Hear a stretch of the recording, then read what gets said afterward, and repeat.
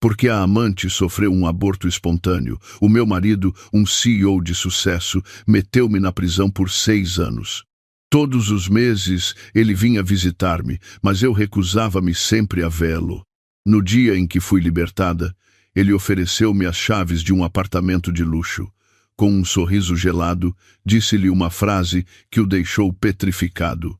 O portão de ferro pesado rangeu secamente e abriu-se lentamente, revelando um céu cinzento e sombrio de um final de inverno. Saí, e o frio cortante do norte de Portugal atingiu-me de imediato, infiltrando-se pelo meu casaco fino e roto, fazendo-me estremecer. 6 anos. Tempo suficiente para transformar uma rapariga de 20 anos, cheia de vida, num corpo sem alma, uma sombra a vaguear pelo mundo. Respirei fundo, mas não senti a liberdade ou o alívio de que tanto falam. Senti apenas o peito pesado, impregnado com o cheiro a mofo e ao abandono das paredes da prisão. Quem me esperava ao lado de um luxuoso carro preto não era o Diogo, o marido que um dia me jurou amor eterno e que, com as suas próprias mãos, me colocou aqui. Quem ali estava era o Tiago, o seu assistente mais próximo, um homem jovem, com um rosto que expressava sempre um certo constrangimento ao olhar para mim. O Tiago apagou apressadamente o cigarro que fumava e caminhou na minha direção. Hesitou, como se quisesse ajudar-me com a minha velha e gasta mala de viagem, mas recuou a mão. Inclinou ligeiramente a cabeça, a sua voz a tremer com um respeito forçado. A senhora Leonor. O senhor presidente teve uma reunião de última hora e não pôde vir buscá-la. Pediu-me que a levasse para a sua nova casa. Não respondi. Nem sequer me dei ao trabalho de esboçar um sorriso de escárnio perante a desculpa esfarrapada da reunião. Apenas assenti silenciosamente e entrei no banco de trás do carro.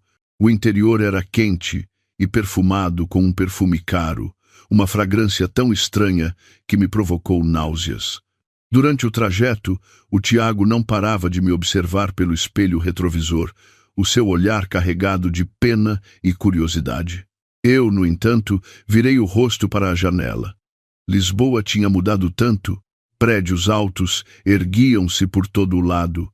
As ruas repletas de trânsito, tudo era brilhante e desconhecido, como se eu fosse uma estranha esquecida pelo tempo. O carro parou em frente à entrada de um condomínio de luxo nas margens do Tejo, um lugar conhecido como o Refúgio da Elite. O Tiago saiu rapidamente para me abrir a porta e guiou-me pelo átrio opulento até ao elevador. Mantive a cabeça baixa, tentando encolher-me dentro das minhas roupas largas e antiquadas para evitar os olhares curiosos dos seguranças e dos outros residentes. Quando a porta do apartamento, no 25, o andar, se abriu, deparei-me com um espaço amplo, com uma decoração luxuosa e totalmente equipado. Desde o sofá de couro importado à televisão de ecrã curvo, o Tiago pousou a minha mala e tirou do bolso do casaco um envelope grosso e um molho de chaves brilhantes. Colocou tudo sobre a mesa de vidro, a sua voz a hesitar. Este é um cartão de crédito sem limite e as chaves deste apartamento. O senhor presidente disse que isto é uma pequena compensação pela sua... pelo que aconteceu. Ele acha que a sentença foi um pouco pesada e quer que tenha uma vida confortável agora que saiu.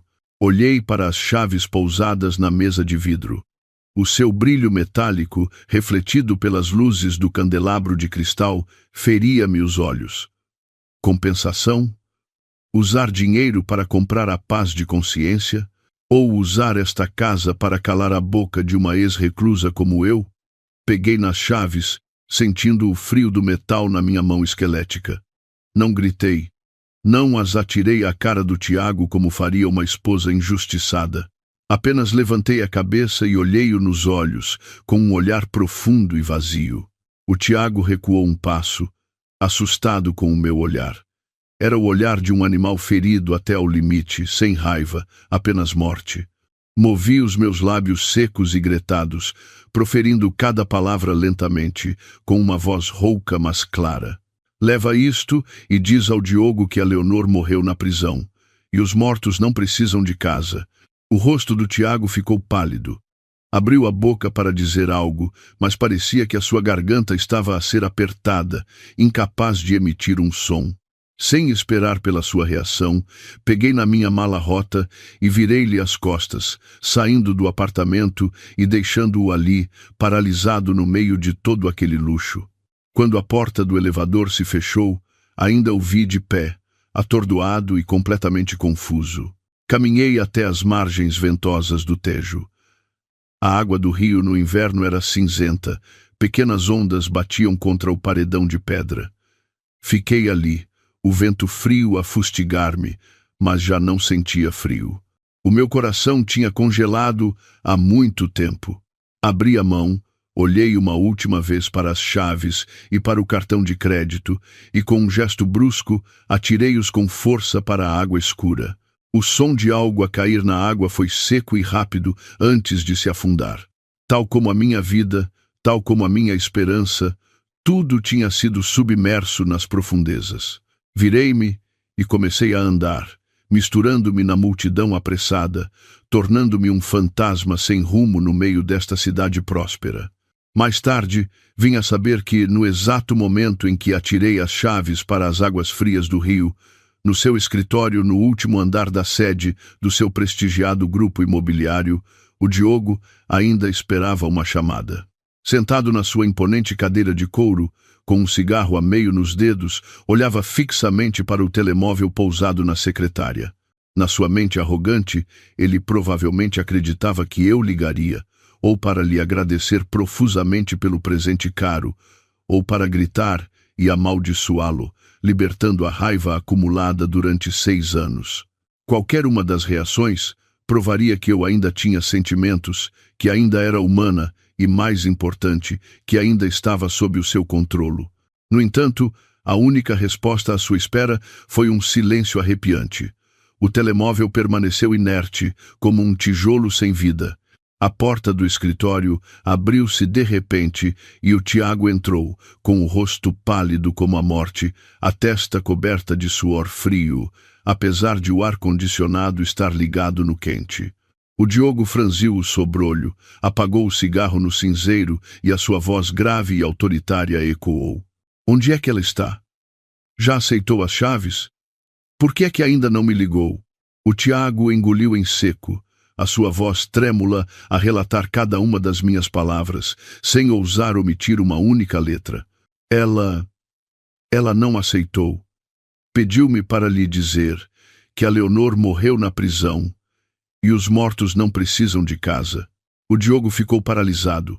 A mão que segurava a caneta parou no ar, o seu rosto bonito transparecendo uma mistura de espanto e raiva. Levantou-se de um salto, o cigarro caiu-lhe da mão, queimando um canto do tapete caro sem que ele desse por isso. Ela atreveu-se a dizer isso? E para onde é que ela foi? Gritou o Diogo, o volume da sua voz a fazer o Tiago estremecer. O Tiago baixou a cabeça, respondendo num sussurro. Ela atirou tudo para o Tejo e foi-se embora. Eu não a consegui alcançar. Foi como se tivesse evaporado. O Diogo bateu com força na secretária, o som a ressoar pela sala espaçosa. Não conseguia acreditar que a mulher que um dia o amara, ao ponto de sacrificar a sua juventude, que se ajoelhara a implorar que acreditasse nela, pudesse agora ser tão fria e implacável. Com o ego de um homem de sucesso ferido, o Diogo ordenou imediatamente aos seus subordinados que me procurassem. Mas eu era como um grão de areia levado pelo mar de gente sem deixar rasto. O meu desaparecimento tornou-se um espinho cravado no coração do Diogo, fazendo-o sentir uma inquietação que ele próprio não conseguia nomear. Começou a mandar investigar o que realmente me tinha acontecido nos últimos 2 anos na prisão, o período em que as suas visitas foram proibidas e ele perdeu completamente o contato comigo. Poucos dias depois, um grosso processo clínico foi colocado na sua secretária. As palavras frias contidas nele eram como facas a cortar-lhe a alma. Tremendo, o Diogo folheou cada página. Ele sempre pensara que a minha tentativa de suicídio, cortando os pulsos há 2 anos, fora um ato de fraqueza, uma forma de usar a morte para mendigar a sua compaixão. Mas a verdade nua e crua, revelada no processo, era 100.000 vezes mais brutal do que ele alguma vez poderia ter imaginado. Acontece que eu não queria morrer por amor. Tinha sido encurralada e espancada por um grupo de reclusas nos chuveiros. Elas não só me agrediram selvaticamente, como também me roubaram a única recordação que eu tinha da minha avó. Um velho medalhão de ouro que eu guardava como se fosse a minha própria vida.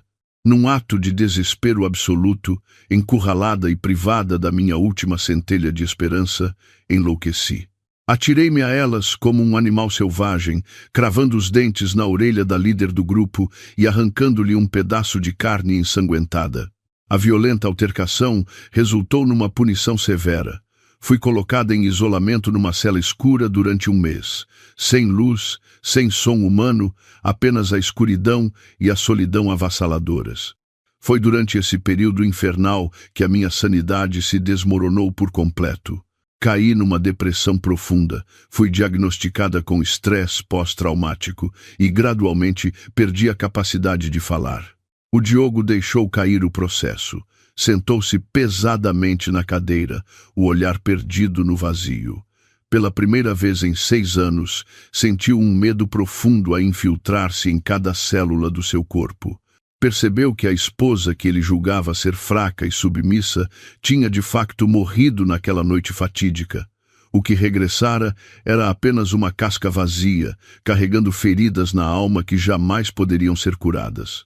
E o causador de toda essa tragédia não era outro senão ele próprio, o homem que, cruelmente, me atirara para a cova dos leões apenas por acreditar nas mentiras da sua amante. O Diogo levou as mãos à cabeça. No seu escritório luxuoso e frio, o seu suspiro soou tão pesado como o lamento por um amor que ele próprio esmagara com as suas mãos. Passaram-se 6 meses, desde o dia em que atirei as chaves para as águas frias do rio. A minha vida era como uma folha seca levada pelo vento, flutuando para os cantos mais sombrios da cidade. Não me atrevia a usar o meu nome verdadeiro, nem a candidatar-me a qualquer trabalho que exigisse documentos de identificação. O medo de que o Diogo me encontrasse assombrava-me constantemente como um fantasma. Vivia escondida num bairro de lata úmido. Durante o dia, apanhava sucata. À noite, fazia limpezas temporárias em obras ou edifícios de escritórios. Fazia o que aparecesse, desde que ganhasse o suficiente para comprar pão e pouco mais para sobreviver. Hoje, arranjei um trabalho para limpar um edifício de escritórios recém-construído. Ouvi dizer que o investidor estava prestes a fazer uma visita.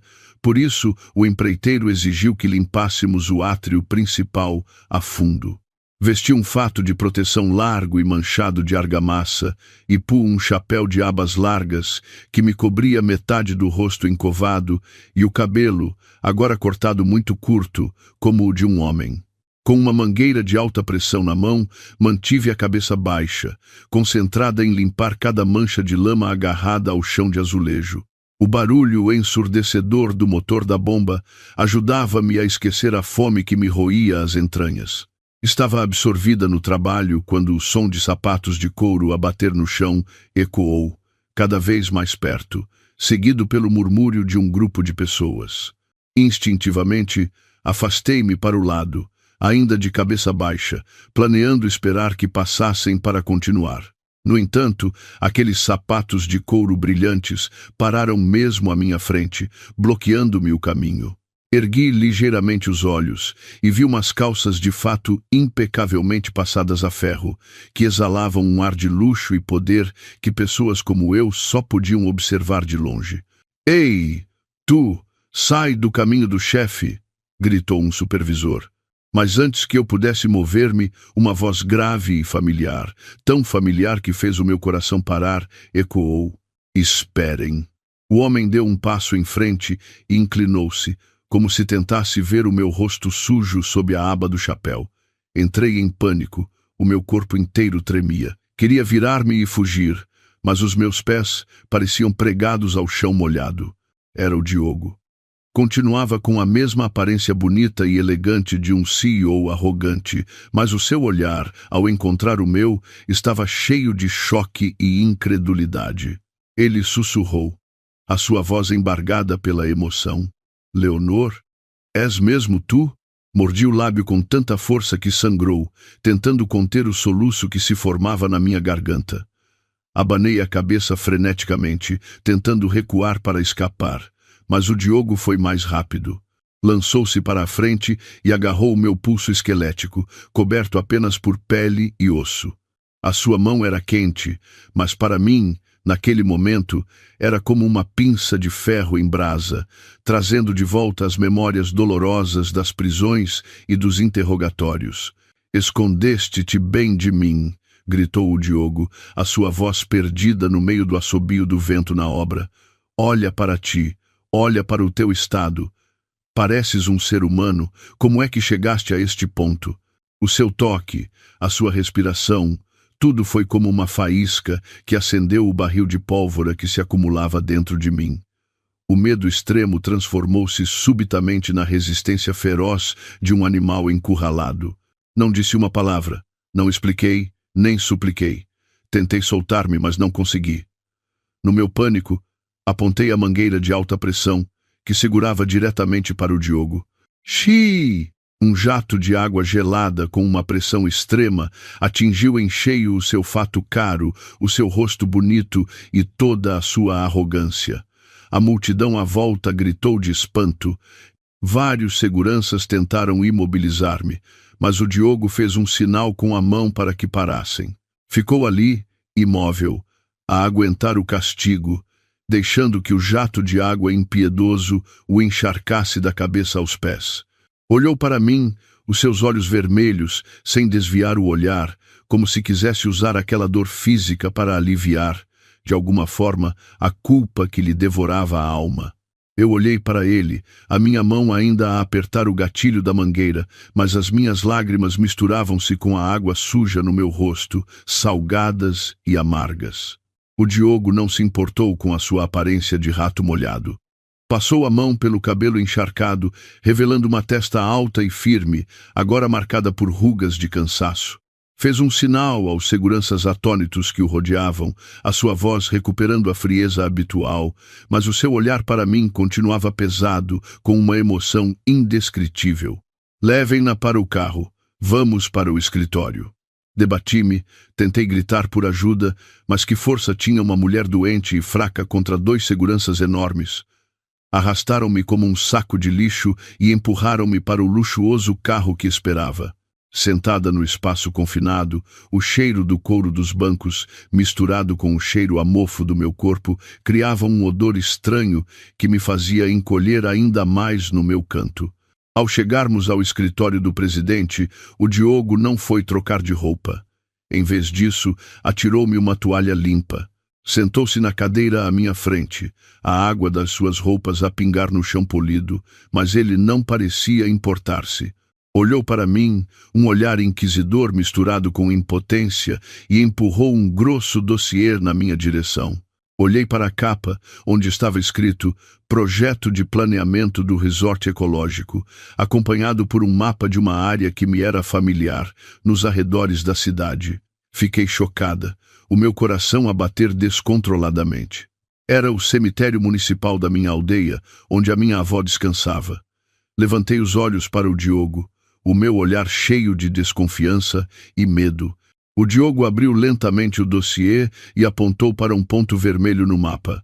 A sua voz era baixa, mas cada palavra era como um prego a ser cravado nos meus ouvidos. Este é o túmulo da tua avó, não é? Este terreno fica mesmo no centro do novo projeto de resort do grupo. De acordo com o plano, todo o cemitério terá de ser deslocalizado. Comecei a tremer, as minhas mãos a apertarem com força a bainha da minha blusa rota. A minha avó era a minha única família, a minha razão de viver, o meu mundo inteiro. Quando ela morreu, eu estava na prisão e não pude ir ao seu funeral. Foi a maior dor da minha vida. E agora, nem o seu túmulo podia descansar em paz? Olhei para o Diogo, a minha voz rouca de indignação. O que é que queres? O que é que queres de mim? O Diogo recostou-se na cadeira. O seu olhar tornou-se cortante. A compaixão de há pouco desaparecera, dando lugar ao calculismo de um empresário astuto. Eu sei que me odeias, que não queres o meu dinheiro. Mas, e a tua avó? Se não concordares, seguirei o procedimento padrão. Os restos mortais serão removidos e colocados numa vala comum de cremação. Nessa altura, mesmo que queiras, não conseguirás encontrar as cinzas dela. Fiquei sem palavras. Vala comum de cremação? A minha avó, que trabalhou arduamente a vida toda, teria de sofrer a solidão mesmo depois da morte? O Diogo conhecia perfeitamente o meu ponto fraco. Sabia que eu podia suportar qualquer humilhação, qualquer espancamento, mas não podia permitir que a minha avó fosse perturbada. Ele era cruel, tão cruel que me fez tremer. O Diogo empurrou outro papel na minha direção. Era um contrato de trabalho. Assina aqui.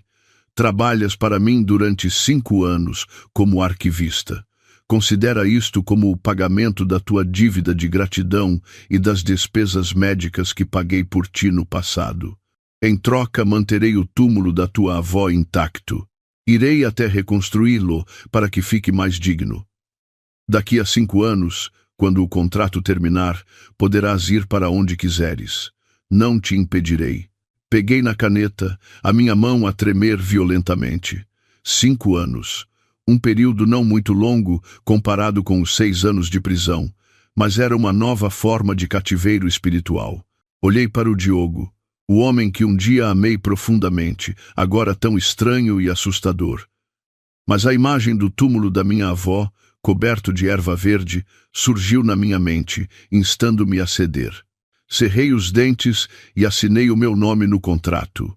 Senti como se tivesse vendido a minha alma ao diabo pela 2ª vez. Não por dinheiro, mas pelo descanso eterno de quem já partiu. O Diogo pegou no contrato, um sorriso fraco a formar-se nos seus lábios, mas no fundo dos seus olhos vi um vislumbre de dor contida. Muito bem. A partir de amanhã, mudas-te para a minha vivenda. Não penses muito nisso, é apenas para facilitar o trabalho. A vivenda do Diogo situava-se numa colina isolada, rodeada por árvores antigas e densas, emitindo uma aura de melancolia e frieza arrepiante. O Tiago levou-me lá ao anoitecer, quando o crepúsculo vermelho-sangue estava a ser engolido pela escuridão. O portão de ferro pesado abriu-se. Entrei no terreno vasto, mas vazio, sentindo-me como se estivesse a entrar numa prisão de luxo, um lugar sem grades, mas que aprisionava as pessoas com a solidão. O Diogo já tinha contratado uma governanta idosa, a Dona Amélia, e um médico particular de serviço. Ele pensava que o conforto material, as refeições servidas na hora, compensariam os meses de fome e sofrimento que passei na prisão. A Dona Amélia olhou para mim com pena e levou-me ao maior quarto do 2º andar. Tinha uma cama de colchão macio coberta com lençóis de seda brancos, cortinas bordadas com flores delicadas e uma varanda com vista para um jardim florido. A menina descanse. Se precisar de alguma coisa é só chamar, disse a Dona Amélia, antes de fechar a porta, deixando-me sozinha naquele espaço luxuoso mas estranho.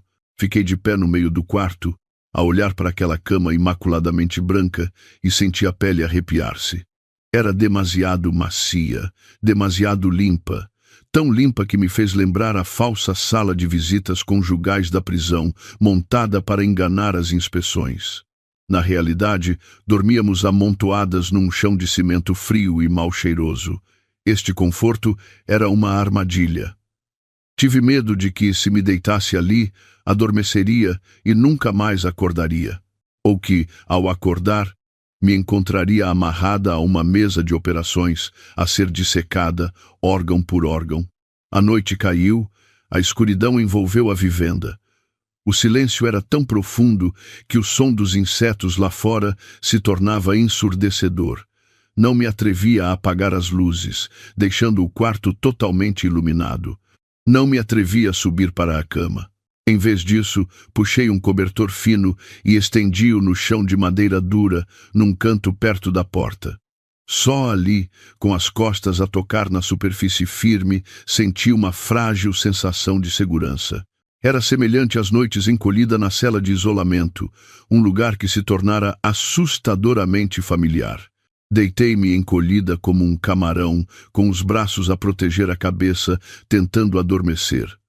Mas assim que fechava os olhos, os pesadelos terríveis regressavam. Via-me a ser espancada pelas outras reclusas, via sangue por todo o lado, via o medalhão da minha avó a ser esmagado em pedaços. Gritava, mas ninguém me ouvia. Via o Diogo a olhar para mim friamente antes de me virar as costas. Acordei sobressaltada, encharcada em suor, o coração a bater como se fosse explodir. Sentei-me, encolhida num canto, a murmurar palavras sem sentido, as lágrimas a escorrerem sem controlo. Lá fora, na varanda do seu quarto, o Diogo estava de pé em silêncio, o brilho do seu cigarro a piscar na escuridão.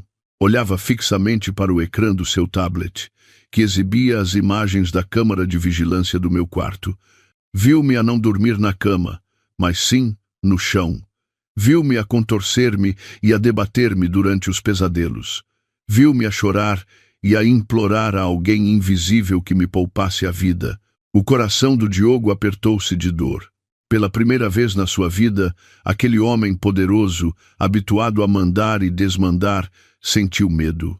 Medo da minha fragilidade, medo do fantasma do passado que ele próprio ajudara a criar e que agora consumia, pouco a pouco, a vida que restava em mim. Queria correr para o meu quarto, abraçar-me, pedir-lhe desculpa, mas os seus pés pareciam colados ao chão.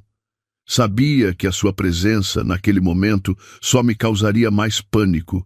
Na manhã seguinte, o Tiago levou-me à sede da empresa para começar a trabalhar.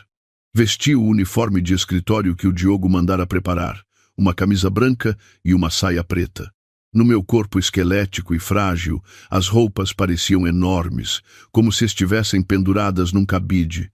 Entrei no grande átrio e senti dezenas de olhares sobre mim. Sussurros começaram a espalhar-se como um enxame de abelhas. Ouvi dizer que esta tipa antes era varredora de rua. De repente, o presidente trouxe-a para trabalhar no arquivo. Deve ser mais uma amante decadente que ele decidiu resgatar. Sussurrou uma funcionária com maquilhagem exagerada à sua colega, com um volume suficiente para eu ouvir. Com aquela cara de tóxico dependente, como é que o chefe gosta dela? Ou será que há algum segredo obscuro por detrás disto? Disse outra, com desdém. Baixei a cabeça, fingindo não ouvir nada, e segui o Tiago silenciosamente para o elevador. Fui colocada no departamento de arquivo, uma sala na cave, pouco frequentada e com um forte cheiro a papel velho. O meu trabalho consistia principalmente em classificar e reorganizar documentos antigos de há 10 anos. Uma tarefa monótona e isolada, exatamente como o Diogo queria, para evitar que eu tivesse muito contato com outras pessoas. Comecei a trabalhar como uma máquina, sem falar, sem interagir com ninguém. Se alguém me perguntava alguma coisa, limitava-me a acenar com a cabeça ou a abanar. Com o tempo, todos na empresa começaram a chamar-me a muda. Não me importava. O meu mundo agora era apenas silêncio. O Diogo tinha instruído o chefe de departamento para não me dar trabalho pesado, apenas tarefas leves como etiquetar ou inserir dados. Mas eu não queria isso. Atirava-me às tarefas mais pesadas. Sempre que chegava uma nova remessa de caixas de arquivo, em vez de esperar pelos funcionários masculinos, eu própria me apressava a carregar as pesadas caixas de papel.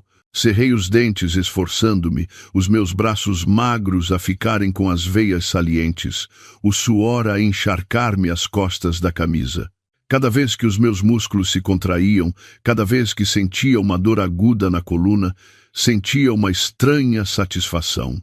A dor física ajudava-me a esquecer temporariamente a dor mental que me consumia. Ajudava-me a sentir que ainda estava viva, mesmo que fosse a vida precária de um verme. Uma vez, o Diogo fez uma inspeção surpresa e encontrou-me a curvar-me sob o peso de uma caixa de documentos que era o dobro do meu tamanho. Furioso, Ele correu na minha direção, arrancou-me a caixa das mãos e atirou-a ao chão com um estrondo. Que raio estás tu a fazer? Gritou ele, o rosto vermelho de raiva. Contratei-te para seres uma escrava. Por que é que não me ouves? Fiquei ali, ofegante, o suor a colar-me o cabelo à testa.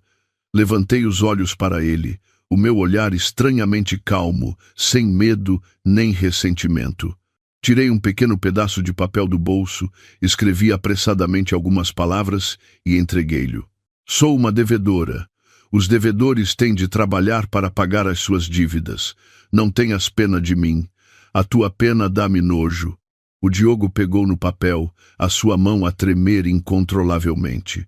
Olhou para mim, os seus olhos a fuzilarem-me como se quisesse devorar-me viva, mas depois, impotente, deixou cair os braços. Ele percebeu que eu estava a usar a minha própria crueldade para o castigar a ele e a mim mesma. Virou-se e foi-se embora, os seus passos a ecoarem pesados e cheios de angústia pelo corredor. Deixou-me sozinha no armazém frio, abaixar-me para pegar na caixa de papel novamente, continuando a minha caminhada silenciosa e assustadora. Os dias de trabalho na sala de arquivo da cave passaram num silêncio sufocante. Pensei que seria para sempre uma sombra invisível, escondida entre as prateleiras de dossiês poeirentos, longe do mundo brilhante e cruel lá de cima. Mas essa falsa paz não durou muito. Numa tarde de chuva torrencial, a porta da sala de arquivo abriu-se de repente, trazendo consigo o som de saltos altos a bater no chão. Um som arrogante e desafiador. Quem entrou foi a Beatriz, a noiva do Diogo. Já a tinha visto nas revistas.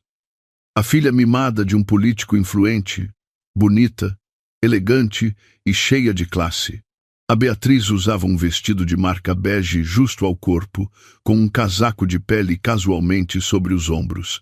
O seu perfume forte invadiu as minhas narinas, sobrepondo-se ao cheiro familiar de mofo e papel velho. Ela estava ali, radiante como um cisne no meio de patos feios. Os seus olhos perspicazes a varrerem a sala miserável antes de se fixarem em mim. Eu estava sentada no chão a organizar papéis, com as mãos sujas de tinta. Ao vê-la, apenas levantei a cabeça por um instante e voltei a concentrar-me no meu trabalho, como se não tivesse notado a sua presença. A minha indiferença pareceu irritar a Beatriz. Aproximou-se, o som dos seus saltos a ecoar de forma estridente, como marteladas nos meus tímpanos. Parou à minha frente, a sua sombra a cobrir-me, a sua voz doce, mas cheia de sarcasmo. Ouvi dizer que o Diogo contratou uma funcionária especial. Afinal, és tu. Há quanto tempo, Leonor? Pareces tão acabada. Continuei em silêncio, as minhas mãos a moverem-se agilmente a arrumar os papéis. Na prisão, aprendi uma lição dura. O silêncio é o melhor escudo. Quando não reages, o agressor acaba por se aborrecer. Mas a Beatriz não era como as reclusas brutas. Ela era mais venenosa e arrogante. Vendo que eu não respondia, a Beatriz sorriu com desdém. Pegou na chávena de café quente que tinha na mão e fingiu escorregar, entornando-o todo. Ai! Gritou ela, num tom falso. O líquido castanho e escaldante derramou-se sobre o meu braço magro, infiltrando-se nas minhas velhas cicatrizes, queimando como sal numa ferida. Encolhi-me instintivamente, mas não soltei um único gemido. Levantei os olhos para a Beatriz, um olhar vazio e sem alma. Ela sorriu de lado, tirou um lenço de papel para limpar as mãos, a sua voz cheia de desprezo. Oh, peço desculpa. O chão está tão sujo que escorreguei. Mas com uma pele tão grossa, deves aguentar uma pequena queimadura, não? Uma ex-reclusa como tu deve ter a pele mais dura que a de um rinoceronte. Levantei-me calmamente, sem dizer uma palavra. Fui buscar um pano de limpeza velho que estava num canto. Ajoelhei-me e comecei a limpar lentamente a mancha de café no chão, limpando até a ponta dos sapatos caros da Beatriz, que ela não se deu ao trabalho de afastar. A minha atitude, uma submissão tão teimosa, deixou a Beatriz perplexa. Ela esperava que eu chorasse, que discutisse ou que pelo menos mostrasse raiva. Mas não. Eu tratei-a como se ela fosse ar, uma partícula de pó insignificante. O meu silêncio naquele momento tornou-se a arma mais afiada, uma humilhação maior para o seu orgulho do que qualquer insulto. A Beatriz, furiosa, bateu com o pé no chão e foi-se embora, deixando-me sozinha com a queimadura vermelha na minha mão que começava a formar bolhas. Na hora do almoço do dia seguinte, enquanto todos se apressavam para a cantina, eu costumava ficar no escritório a comer um pão seco que trazia de casa. Mas hoje o Diogo apareceu. Estava à porta da sala de arquivo, o seu fato elegante a contrastar com o espaço apertado. O seu olhar fixou-se na marca vermelha na minha mão. Franziu ligeiramente o sobrolho, mas não perguntou nada. Apenas disse de forma seca: "Vem almoçar à cantina. Não quero que digam que maltrato os meus funcionários." Pensei em recusar, mas ao ver a sua expressão determinada, soube que não tinha escolha. Segui-o em silêncio, mantendo a maior distância possível. A cantina da empresa era barulhenta e animada, o cheiro forte da comida a fazer o meu estômago dar um nó. O Diogo escolheu uma mesa num canto discreto. Pediu para mim uma refeição completa, com carne, peixe e, especialmente, uma tigela de sopa de carne fumegante. "Come", disse o Diogo, empurrando o tabuleiro na minha direção. O seu tom era de ordem, mas também havia uma ponta de expectativa. "Estás demasiado magra. Come para recuperares as forças." Olhei para a sopa gordurosa, para os pedaços de carne a boiar na superfície. O cheiro forte da carne invadiu-me as narinas, despertando as memórias mais horríveis que eu tentava enterrar. Na prisão, as outras reclusas obrigaram-me a comer restos de comida misturados com detergente da louça e outras imundícies da casa de banho. Chamavam-lhe sopa especial e forçavam-me a engolir tudo se não quisesse ser espancada até a morte. Aquele cheiro fétido e azedo assombrava-me até nos meus sonhos, fazendo com que o meu corpo desenvolvesse uma aversão natural à carne e gordura. Levei a mão à boca, sentindo uma onda de náuseas a subir pela garganta. O meu rosto ficou pálido, o suor frio a escorrer-me pela testa. Abanei a cabeça freneticamente, afastando o tabuleiro. Ao ver isto, o rosto do Diogo escureceu. Pensou que eu estava a ser arrogante, a desafiar deliberadamente a sua boa vontade. Bateu com a mão na mesa com força e gritou: "Come agora! Vais fazer greve de fome para morreres à minha frente? Eu não te permito morrer." O grito do Diogo fez com que todos à volta se virassem para nós. Entrei em pânico, as minhas hands e pernas a tremerem descontroladamente. O Diogo pegou na colher, encheu-a com sopa e carne e levou-a à minha boca, forçando-me a abri-la. O cheiro da carne tão perto do meu nariz foi a gota de água. Não consegui mais conter-me. Afastei a sua mão com força e vomitei ali mesmo de forma violenta. Todo o ácido do meu estômago saiu, sujando o chão e as roupas do Diogo. Vomitei até ficar sem forças. O meu corpo a contorcer-se de dor. O Diogo ficou petrificado. A tigela de sopa espatifou-se no chão, salpicando tudo. O Tiago correu na nossa direção e sussurrou-lhe algo ao ouvido sobre o meu distúrbio alimentar, do qual o médico já o tinha avisado.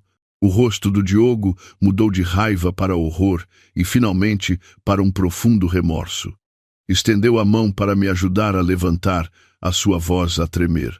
"Leonor." Eu não sabia. Afastei a sua mão. Levantei-me cambaleante e limpei a boca com a manga da minha blusa. Olhei para ele com os olhos vermelhos, cheios de exaustão e desdém. Sussurrei. A minha voz, tão rouca como o vento a assobiar por uma fresta de porta podre. "Para quem é que estás a representar? A tua bondade é mais assustadora que os espancamentos na prisão." Depois disso, afastei-me cambaleante, deixando o Diogo parado no meio da confusão, sob os olhares curiosos de todos e o silêncio esmagador da sua própria consciência. A notícia de que eu estava a trabalhar na empresa do Diogo espalhou-se rapidamente. Talvez tenha sido a Beatriz a contar, Ou talvez as câmaras de vigilância humanas da empresa. Dona Júlia, a mãe do Diogo, a mulher citadina, astuta e terrível que eu conhecera, invadiu a empresa na manhã seguinte. Não foi ao escritório do filho. Dirigiu-se diretamente à sala de arquivo onde eu trabalhava, com a fúria de quem vai apanhar alguém em flagrante. Mais uma vez, a porta da sala de arquivo foi aberta com violência. Dona Júlia estava ali, com a sua mala de marca na mão e os dedos cheios de anéis de ouro a apontar diretamente para mim. A sua voz estridente ecoou pelo corredor. Sua raposa! Ainda tens a lata de voltar para te agarrares ao Diogo? Não o prejudicaste o suficiente? Sua criminosa agourenta, vais assombrar a minha família até quando? Eu estava a usar um X-Ato para cortar a fita adesiva de uma caixa de arquivo. Ao ouvir os seus insultos, a minha mão parou, mas não tremeu. Levantei a cabeça e olhei para Dona Júlia, a sogra que um dia me obrigara a ajoelhar para limpar o chão, que atirara o meu prato de comida para o cão. Antigamente, eu temia-a, mas agora, ao olhar para ela, senti apenas um amargo ridículo. Vendo que eu não dizia nada, Dona Júlia sentiu-se ainda mais encorajada. Lançou-se na minha direção com a intenção de me dar uma bofetada. Estás muda? Ou vais usar essa tua cara de coitadinha para enganar o meu filho outra vez? Desaparece daqui. A sua mão cheia de anéis ergueu-se, mas antes que pudesse tocar na minha bochecha, parou no ar.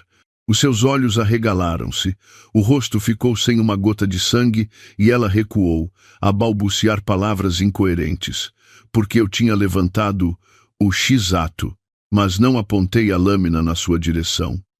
Encostei a lâmina afiada ao meu próprio pescoço, exatamente sobre a artéria carótida que pulsava sob a pele fina. Olhei para Dona Júlia, os meus olhos bem abertos, fixos, sem expressão, como os olhos de um peixe morto. Não disse nada, apenas pressionei lentamente a lâmina contra a minha pele. Um fio de sangue vermelho vivo começou a escorrer pelo meu pescoço, manchando o colarinho branco da minha camisa. O meu ato não tinha qualquer hesitação, não era uma ameaça. Era a prontidão para desistir desta vida a qualquer momento. Para alguém que já estava morta por dentro, que medo poderia ter da morte física? Tu estás louca! Gritou Dona Júlia, a sua voz a tremer de puro terror.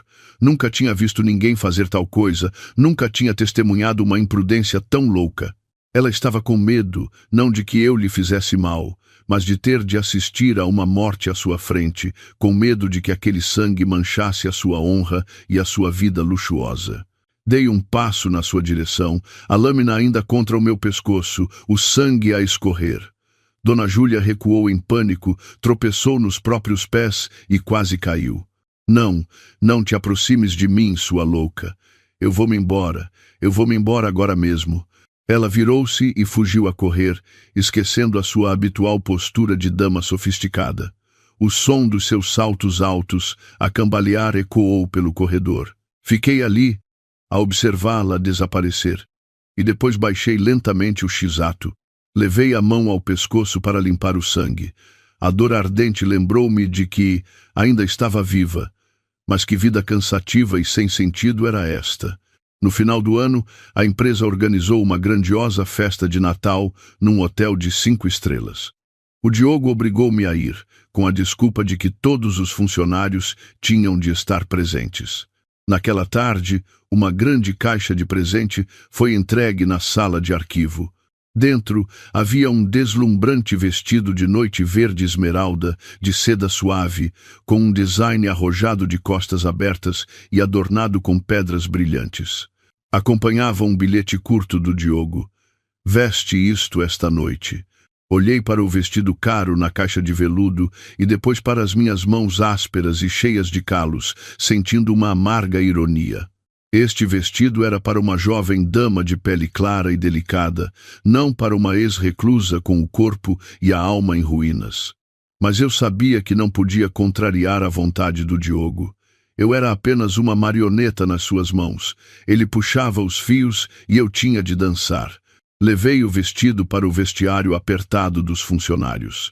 Despi as minhas roupas largas e olhei para o meu corpo nu refletido no espelho. esquelética, a pele pálida e, o mais assustador de tudo, as costas completamente cobertas de cicatrizes.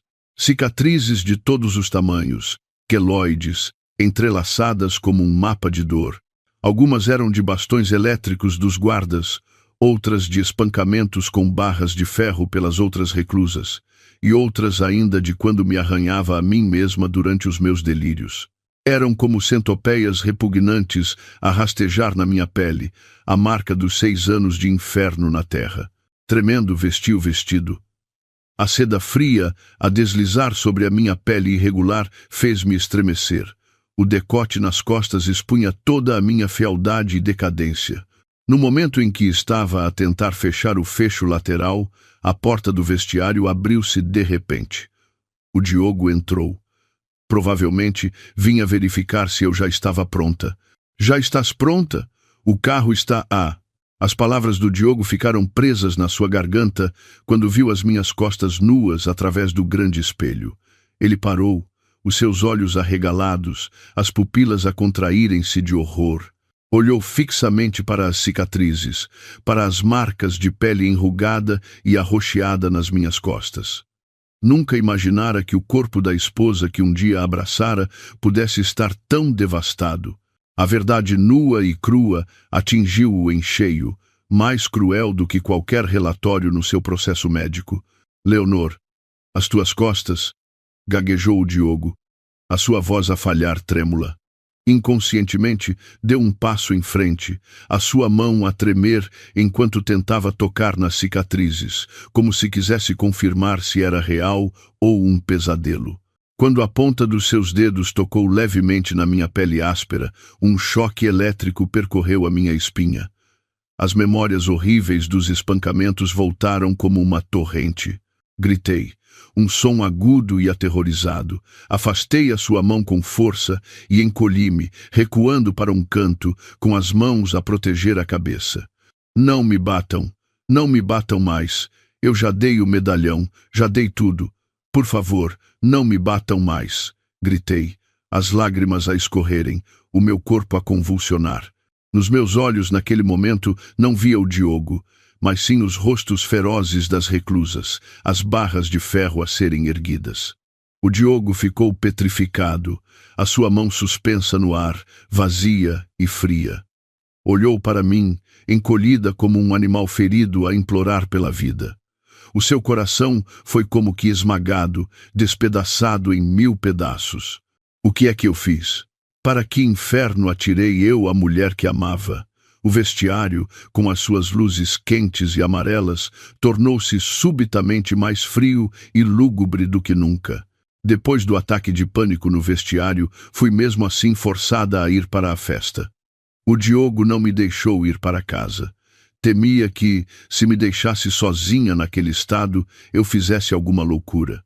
Escondi-me atrás de uma grande coluna. O caro vestido de costas abertas agora parecia uma mortalha a envolver o meu corpo devastado. As luzes dos candelabros, o tilintar dos copos, o riso e a conversa da alta sociedade, tudo me dava tonturas e náuseas. Este mundo não me pertencia. Eu era apenas uma ratazana de esgoto arrastada para a luz, nua e imunda. No momento em que me preparava para me refugiar na casa de banho e escapar aos olhares de todos, uma voz estridente ecoou, tão familiar que me gelou a espinha. Ora, ora, quem temos aqui?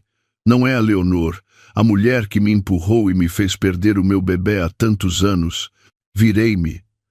A mulher à minha frente usava um vestido vermelho vivo, como fogo, maquilhagem elaborada e um conjunto de joias de diamantes a brilhar no pescoço. Era a Mariana. 6 anos depois, parecia ainda mais sofisticada e sedutora. Ouvi dizer que agora era a esposa de um importante parceiro de negócios do grupo do Diogo. A Mariana olhou-me de cima a baixo, o seu olhar a demorar-se no meu rosto encovado e nas minhas mãos calosas, antes de abrir um sorriso de satisfação. O sorriso de uma vencedora a olhar para a sua adversária derrotada e patética. Não respondi, tentei virar-me para ir embora, mas a Mariana foi mais rápida e bloqueou-me o caminho. Encostou-me a uma parede e, aproveitando o barulho da música, sussurrou-me ao ouvido, o seu hálito a cheirar a vinho. O quê? Estás surpreendida por me veres?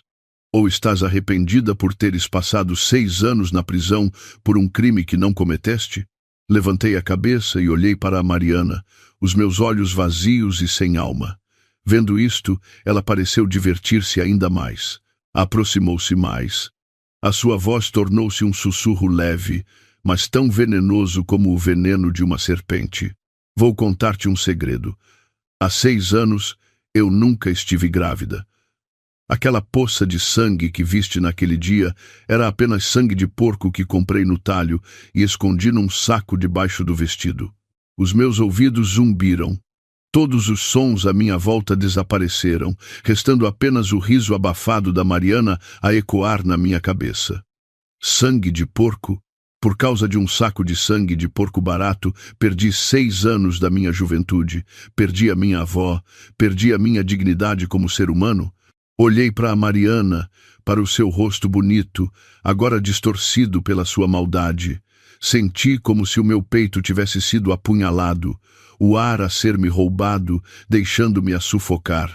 Não me atirei a ela, não gritei nem a insultei, como a Mariana provavelmente esperava. Na minha cabeça só havia imagens das noites em isolamento, dos espancamentos injustos e do túmulo solitário da minha avó. A dor era tão avassaladora que não consegui direcionar o meu ódio para o exterior. Em vez disso, virei a faca contra mim mesma. Senti nojo, nojo deste mundo de mentiras e nojo da minha própria estupidez. Recuei cambaleante, batendo contra o lavatório. O grande espelho refletia o meu rosto, pálido como o de um fantasma. A Mariana, ao ver a minha estranha reação, ficou um pouco assustada e recuou um passo. De repente, levei as mãos ao rosto e, com as unhas, comecei a arranhar-me freneticamente, a arranhar o pescoço, como se quisesse arrancar esta pele imunda. O sangue começou a escorrer, misturando-se com a maquilhagem desbotada. Não sentia dor, apenas uma libertação louca. Ah! Sua louca! Gritou a Mariana, aterrorizada, antes de fugir. Não me importei. Bati com a cabeça com força no espelho à minha frente. Estrondo. O vidro estilhaçou-se. Pedaços afiados cortaram-me a testa.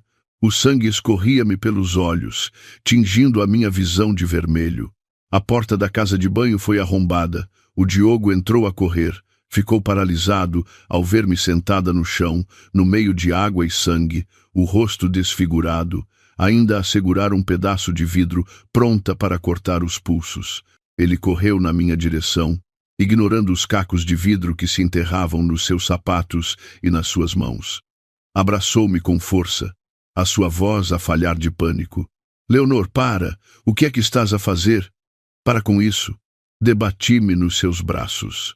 A força de uma pessoa enlouquecida quase o derrubou. Gritei. Um grito que rasgava a alma. Não um grito humano, mas o som de um animal ferido. Eu não matei ninguém. Eu não a empurrei. Devolvam-lhe o bebê.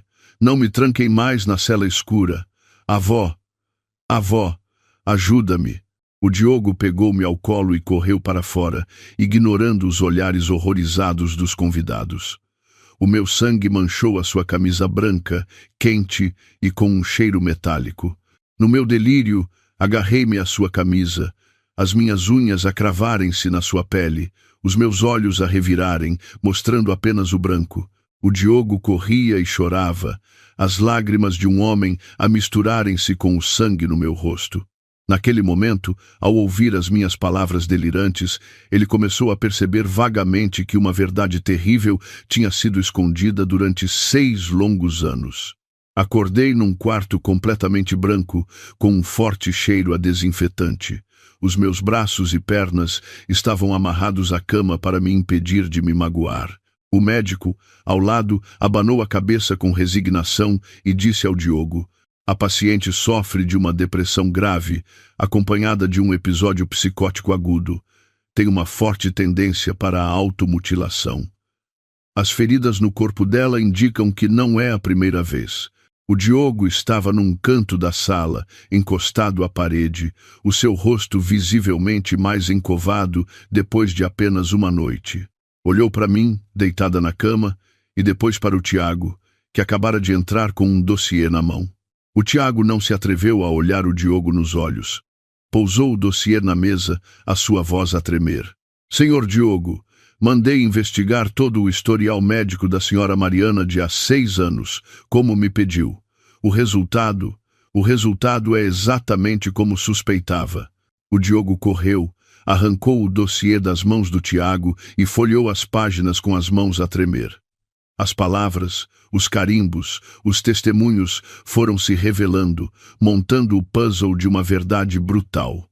O médico que assinara o certificado de aborto da Mariana era, afinal, um primo afastado dela. Tinha recebido uma grande quantia de dinheiro para falsificar os documentos. O resultado da ecografia também era falso, tirado de outra grávida. Tudo não passara de uma encenação perfeita. Não havia bebê, não havia homicídio. Havia apenas uma esposa inocente, injustamente presa pelo próprio marido durante 6 anos, a suportar espancamentos e humilhações indizíveis. O Diogo deixou cair o dossiê. As folhas de papel branco voaram pelo ar como borboletas de luto. Ele recuou cambaleante, as pernas a cederem, e caiu de joelhos no chão frio. O que é que eu fiz? Meu Deus, o que é que eu fiz? O Diogo levou as mãos à cabeça, os dedos a despentearem o cabelo. Começou a rir, um riso selvagem e doloroso que lhe rasgava o peito. Tinha destruído com as suas próprias mãos a mulher que mais o amava no mundo, tudo para proteger uma víbora venenosa. Os 6 anos da minha juventude, a vida da minha avó, a minha honra e a minha dignidade, tudo tinha sido enterrado pela sua estupidez e cegueira. No silêncio do quarto do hospital, ouvia-se apenas o som monótono do monitor cardíaco e os soluços abafados de um homem a ser consumido pela sua consciência. O Diogo levantou os olhos para mim, o seu olhar cheio de desespero. Sabia que mesmo que morresse 1000 vezes, nunca conseguiria limpar a sua culpa, nunca conseguiria devolver-me a vida intacta que me roubara. O Diogo não expôs a Mariana à justiça imediatamente. Ele dizia que a morte ou a prisão seriam demasiado brandas para alguém como ela. Queria que ela sentisse o que era perder tudo, pouco a pouco, tal como ela me fizera. Uma purga cruel e silenciosa começou a desenrolar-se nas sombras, orquestrada por um homem enlouquecido pelo remorso. Primeiro, o Diogo mirou a empresa do marido da Mariana. Usando o seu poder e a sua vasta rede de contactos no mundo dos negócios, bloqueou contratos, cortou fontes de financiamento e divulgou provas de fraude fiscal, levando a empresa rival à beira da falência. O marido da Mariana, de um empresário de sucesso, tornou-se da noite para o dia um homem cheio de dívidas, que descarregava a sua frustração na esposa. O Tiago contou-me que a Mariana vivia agora uma vida pior que a morte, espancada pelo marido, perseguida por credores, a sua beleza a desvanecer-se, sem qualquer vestígio da sua antiga arrogância. Depois, o Diogo reviu todo o pessoal da sua empresa, aqueles que na cantina me tinham gozado, os seguranças que se tinham rido ao ver-me a carregar pesos, todos foram despedidos imediatamente, sem qualquer indemnização. Ele fez tudo de forma drástica e implacável, como se quisesse usar o castigo dos outros para acalmar a tempestade que se agitava dentro dele. O Diogo também tentou compensar-me materialmente. Transferiu uma quantia astronômica para a minha conta, passou para o meu nome vários apartamentos no centro da cidade, comprou-me os suplementos mais caros. Contratou os melhores psicólogos do estrangeiro para me tratarem. Passava os dias ao meu lado na cama do hospital, a dar-me a papa à boca, a limpar-me os dedos. Mas para mim, tudo isso era insignificante. Continuei a viver como um corpo sem alma. Ia para a empresa por hábito e à noite sentava-me encolhida à janela a olhar para a escuridão. Dinheiro, casas ou o seu cuidado tardio, nada podia remendar a minha alma despedaçada. Uma tarde, O Diogo entrou no quarto e pousou sobre a mesa uma caixa de joias de diamantes cintilantes. Ajoelhou-se ao meu lado, pegou na minha mão magra e fria a sua voz rouca. Leonor, eu tratei deles. A Mariana está a pagar pelo que fez. Sentes-te um pouco melhor? Virei lentamente a cabeça, os meus olhos vazios a olharem através dele, para um ponto indefinido. Esbocei um leve sorriso, um sorriso pálido e amargo no meu rosto encovado. Soltei a minha mão da sua, a minha voz tão leve como uma brisa. Feliz? Se ela morrer de fome ou for espancada, os meus 6 anos perdidos voltam. A minha avó ressuscita? Estás a vingar-te por mim ou a tentar salvar a tua própria consciência podre? A minha pergunta deixou o Diogo sem palavras.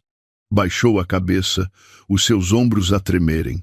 Percebeu que, por mais que fizesse, o abismo entre nós era agora intransponível, separado por sangue, lágrimas e uma vida perdida. Naquela noite, uma chuva torrencial caiu de repente. O som da chuva a bater nas telhas da vivenda era triste e melancólico. Eu estava sentada, encolhida, no parapeito da janela, a observar as gotas de água a escorrer pelo vidro frio, o meu coração vazio. Há vários dias que o Diogo não voltava para casa. O Tiago disse que ele estava ocupado a resolver problemas na empresa e a tratar do castigo da Mariana. Não me importava. Mesmo que ele virasse o mundo de cabeça para baixo, já nada tinha a ver comigo. Perto da meia-noite, o som de um motor de carro a rugir do lado de fora quebrou o silêncio. O portão de ferro abriu-se e o Diogo entrou cambaleante, encharcado pela chuva e a cheirar fortemente a álcool. Não acendeu as luzes, tateando na escuridão para encontrar o caminho para o meu quarto. Quando a porta se abriu, a luz amarela do candeeiro de cabeceira iluminou o seu rosto vermelho e os seus olhos injectados. O Diogo ficou ali a olhar para mim e de repente caiu de joelhos, o som a ecoar no chão de madeira. O homem arrogante, que mandava e desmandava no mundo dos negócios, estava agora de joelhos à minha frente, desfeito como um derrotado.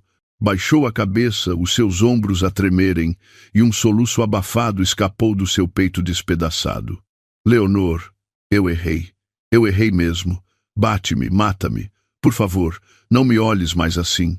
Sentei-me imóvel, sem me mexer, sem estender a mão para o ajudar. Observei-o a chorar, a dar socos no próprio peito para se castigar. O meu coração estava gelado. Não sentia a satisfação de quem vê a sua inocência provada, nem um pingo de pena pelo meu ex-marido. A verdade fora revelada demasiado tarde, tão tarde que se tornara irrelevante. O Diogo levantou a cabeça, o rosto coberto de lágrimas e ranho. Arrastou-se de joelhos até mim, tentando pegar na minha mão. Afastei-me, o meu olhar tão afiado como uma faca. Falei, a minha voz rouca e desprovida de emoção. Por que choras? Tens pena de mim? Ou choras pela tua consciência imunda? O Diogo ficou paralisado, a gaguejar. Eu quero compensar-te. Vou passar o resto da minha vida a redimir-me. Ri-me com desdém, interrompendo-o. Redimir-te? Mataste-me e depois pedes desculpa. Então, se eu agora te matar com uma faca e depois me ajoelhar a pedir-te perdão, tu voltas à vida? Perdoas-me? A minha pergunta foi como uma marretada na cabeça do Diogo, deixando-o sem palavras. Olhou para mim, a boca aberta, mas sem conseguir dizer nada. Ele percebeu. Entre nós não havia uma zanga de casal, mas sim a distância entre a vida e a morte. Embora eu estivesse ali, de carne e osso, a minha alma, o meu amor, tinham morrido há 6 anos, naquele tribunal fatídico. O Diogo caiu no chão, o seu choro a ecoar pela sala espaçosa, mais triste e lúgubre do que a chuva lá fora. Depois daquela noite de embriaguez, o Diogo transformou-se noutra pessoa. Tornou-se mais silencioso, frio e implacável no trabalho, mas também mais retraído e receoso sempre que estava comigo. Trouxe para casa um grosso dossiê e atirou-o para a mesa de centro, à frente de Dona Júlia. Eram todas as provas da fraude da Mariana, incluindo gravações da confissão do falso médico e extratos de transferências bancárias suspeitas. Dona Júlia pegou no dossiê, as suas mãos a tremerem enquanto folheava as páginas. O seu rosto passou de corado a pálido e depois a branco como papel. Não conseguia acreditar que a nora que tanto estimara, que queria que substituísse a mim, era afinal uma víbora tão dissimulada. E, pior ainda, não conseguia acreditar que a sua própria cegueira e preconceito tinham contribuído para a tragédia do seu filho e me tinham empurrado para o inferno. O choque foi tão grande que Dona Júlia teve um pico de tensão súbito e caiu no sofá. A boca ficou-lhe torta e ela só conseguia emitir sons ininteligíveis. Uma ambulância levou-a para o hospital. O Diogo ligou-me, a sua voz cansada e suplicante. A minha mãe teve um AVC, está nos cuidados intensivos. Podes vir visitá-la um pouco? Ela quer ver-te. Pensei em recusar, mas ao lembrar-me do contrato de 5 anos, acedi relutantemente. Cheguei ao hospital e entrei na unidade de cuidados intensivos com o seu forte cheiro a desinfetante. Dona Júlia estava na cama, ligada a inúmeros tubos, o rosto desfigurado pela sequela do AVC. Ao ver-me entrar, um brilho de remorso tardio cintilou nos seus olhos. Tentou mover o braço que ainda conseguia controlar, estendendo-o tremulamente na minha direção, a sua boca a mover-se, a formar sons sem sentido. Parecia que queria pegar na minha mão para pedir desculpa. Fiquei ao pé da cama, a olhar para aquela mão esquelética a estender-se no ar. Antigamente, ansiava pelo carinho daquela mão, sonhava que ela me chamasse filha, mas aquela mão só me tinha batido, só me tinha apontado o dedo enquanto me insultava. Agora, ao vê-la estendida na minha direção, não senti qualquer comoção, apenas um nojo a revolver-me o estômago. Recuei um passo, afastando-me do seu alcance. Olhei para ela com a frieza de quem olha para um estranho. Descanse. Não se esforce. Ninguém a consegue perceber. E mesmo que percebessem, já nada mudaria. A mão de Dona Júlia caiu pesadamente sobre os lençóis brancos. Lágrimas escorreram dos seus olhos enrugados. Ela percebeu, com dor, que o meu distanciamento e frieza eram mais dolorosos do que 1000 insultos. Eu já não a via como mãe, nem sequer como alguém digno do meu ódio. Virei-me e saí do quarto, deixando para trás o som monótono do ventilador e o arrependimento tardio de uma mulher amarga. A mudança do Diogo, o cancelamento de compromissos, a negligência nos preparativos do casamento e a dedicação total ao meu tratamento deixou a Beatriz furiosa. O orgulho de uma jovem da alta sociedade foi profundamente ferido. Ela não aceitava ser derrotada por uma ex-reclusa em ruínas como eu. Como não se atrevia a confrontar o Diogo diretamente, escolheu a forma mais cobarde de descarregar a sua raiva. Em mim, naquela tarde, saí tarde do trabalho. No inverno, anoitece cedo. O caminho da paragem de autocarro até a vivenda estava deserto. Enquanto caminhava pelo passeio, uma mota com 3 homens apareceu de repente e bloqueou-me o caminho. Eram 3 homens grandes, cheios de tatuagens, que saltaram da mota com barras de ferro nas mãos. Sem dizer uma palavra, atacaram-me como animais famintos. Partam-lhe as pernas. Vamos ver se ela ainda consegue seduzir homens depois disto, gritou o líder, brandindo a barra e atingindo-me com força nas costas. Uma dor aguda atravessou-me o corpo, mas não gritei nem me encolhi a suplicar como outras mulheres fariam. 6 anos na prisão, a enfrentar espancamentos coletivos muito piores, ensinaram-me uma coisa: se não lutares, morres. O instinto de sobrevivência despertou, sobrepondo-se ao medo. Apanhei um tijolo partido do chão, os meus olhos a arderem, vermelhos como os de um lobo selvagem. Quando o segundo homem se lançou para me agarrar o cabelo, não recuei. Atirei-me a ele com toda a minha força e bati-lhe com o tijolo na cabeça. Pum! Ele gritou de dor, o sangue a jorrar. Os outros 2 ficaram pasmados. Não esperavam que uma mulher magra e fraca pudesse ser tão destemida.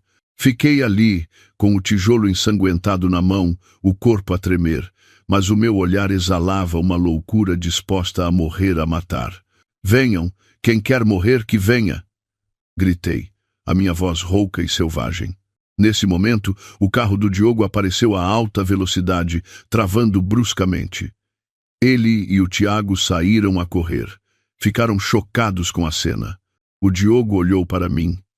As roupas rasgadas, o rosto sujo de lama e sangue, mas a minha postura era de desafio, como um guerreiro encurralado. Os bandidos, ao verem que tinha chegado ajuda e que o Diogo não parecia ser alguém com quem se brincasse, ajudaram o seu cúmplice ferido e fugiram. O Diogo correu para me ajudar, mas eu levantei o tijolo, ameaçando-o, não o deixando aproximar-se. Afasta-te, não me toques! Gritei, as lágrimas a escorrerem. O Diogo parou a olhar para mim com uma dor imensa. Percebeu que eu já não era a Leonor dócil e gentil de antigamente. A vida tinha me transformado num ouriço, pronta a ferir qualquer um, incluindo a mim mesma, para proteger o pouco de vida que me restava. A notícia do ataque chegou rapidamente ao Diogo, e não foi difícil descobrir quem estava por detrás. A Beatriz. O último limite da paciência do Diogo fora ultrapassado. Ele não toleraria que mais ninguém me fizesse mal, fosse a sua noiva ou a filha de um político. Na manhã seguinte, o Diogo convocou uma conferência de imprensa urgente na sede da empresa. Diante de centenas de câmaras e flashes, ele subiu ao pódio com uma expressão fria e determinada. Anunciou publicamente o cancelamento unilateral do seu noivado com a Beatriz, aceitando todas as consequências econômicas e de reputação que a família dela pudesse impor. Peço desculpa à família da Beatriz por esta decisão súbita, mas percebi que o meu coração não pode pertencer a mais ninguém a não ser a minha ex-mulher. Cometi um erro terrível no passado, permiti que ela sofresse injustiças e traumas. Agora, quero dedicar o resto da minha vida a compensá-la e a protegê-la de todo o mal. A declaração do Diogo chocou a opinião pública, tornando-se o tópico de conversa em todos os jornais e redes sociais. Alguns elogiavam-no como um homem apaixonado que soube reconhecer o seu erro. Outros chamavam-lhe traidor e interesseiro. Mas o Diogo não se importava. Estava disposto a enfrentar o mundo inteiro desde que me pudesse proteger. Eu estava sentada na sala de estar da vivenda fria, a ver a imagem do Diogo na grande televisão. As suas palavras eram tão bonitas, tão comoventes. Se fosse a Leonor de há 6 anos, talvez tivesse chorado de felicidade. Mas a Leonor de agora sentia apenas uma indiferença vazia. Peguei no comando e desliguei a televisão. A sala mergulhou no silêncio. Nas minhas mãos, segurava um urso de peluche velho e roto, com um enchimento a sair. Fora o único presente que o Diogo me dera, nos tempos antigos. Levei-o comigo para a prisão, dormi abraçada a ele nas noites frias, usei-o para enxugar as minhas lágrimas depois dos espancamentos. Agora estava gasto e sujo, tal como o meu amor. Peguei numa agulha e comecei a coser meticulosamente cada rasgão do urso. Cosia muito devagar. Cada ponto através do tecido gasto era como uma agulhada no meu próprio coração. Não o estava a remendar para o guardar como recordação. Estava a remendar os fragmentos da minha memória, para depois os enterrar a todos no esquecimento eterno. Quer o Diogo cancelasse o noivado ou fizesse o que fizesse, nada mudaria o facto de que ele e eu já não pertencíamos ao mesmo mundo, para sempre. O Diogo não desistiu. Continuava a acreditar teimosamente que das cinzas do passado poderia reacender a chama de um amor há muito extinto. Numa tarde, quando o crepúsculo tingia de vermelho as paredes frias da vivenda, o Diogo trouxe uma velha caixa de madeira. Colocou-a na mesa de centro à minha frente, com um gesto cuidadoso e reverente, como se contivesse um tesouro inestimável. Olhou para mim, o seu olhar suplicante e cheio de esperança. Leonor, olha para isto. Encontrei-as no armazém da casa antiga. São os anéis de prata que compramos na Feira da Ladra quando éramos estudantes. O diário que escreveste aos 20 anos. E a nossa primeira fotografia juntos, em Sintra. Guardei tudo com muito cuidado. Nunca perdi nada. Olhei para a caixa de madeira, para os objetos familiares que ali repousavam. O anel de prata barato, agora oxidado, o diário de capa de couro gasta e a fotografia de 2 rostos jovens, radiantes de felicidade. Estas coisas já foram o meu mundo, a prova de um amor que eu acreditava ser eterno, mas agora, ao olhá-los, senti apenas uma amarga ironia. Estas recordações não me traziam alegria nem saudade, apenas me lembravam da minha própria estupidez e cegueira. A rapariga da fotografia estava morta. Morta no dia em que o homem ao seu lado a meteu na prisão por um crime que não cometeu. Não disse nada. Peguei na caixa e saí para o pátio. O Diogo seguiu-me apressadamente, pensando que eu procurava um lugar sossegado para recordar. Mas não. Fui diretamente para a pilha de folhas secas que o jardineiro acabara de varrer. Acendi um fósforo e atirei-o para as folhas. As chamas cresceram, a lamber os ramos secos. Sem hesitar, atirei a caixa de madeira para o meio do fogo. «Leonor, que estás a fazer?» gritou o Diogo, correndo para tentar tirar a caixa do fogo. As chamas pegaram no diário, ardendo com fúria. Ignorando o calor, o Diogo meteu as mãos nuas nas brasas, tentando salvar as recordações. A sua pele queimava, o cheiro a queimado enchia o ar, mas ele não parecia sentir dor. O seu rosto estava desfigurado pelo pânico e pelo desespero. Conseguiu tirar a fotografia, mas já estava meio queimada.